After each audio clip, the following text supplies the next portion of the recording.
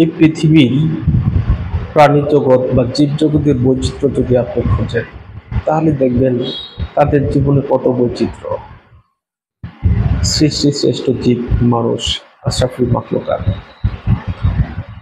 আমরা দেখেন, উদ্ভিদের সাথে যদি আপনি তুলনা করেন মানুষের জীবন, একটা উদ্ভিদ, আমাদের পরিচিত যে উদ্ভিদগুলো আছে যেগুলা ফল দেয়, এরা যখন সম্পদশালী হয়ে ওঠে, অর্থাৎ যখন ফুল ফলে পরিপূর্ণ হয়, তখন তার মাথাটা নুয়ে রাখে।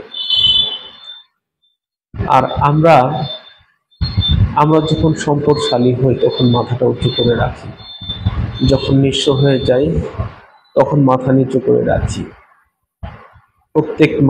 প্রত্যেকটা গাছ যখন তাদের ফল হারায়, নিঃস্ব হয়ে যায়, তখন কিন্তু তারা মাথা নিচু করে রাখে না, তারা মাথা উঁচু করে রাখে।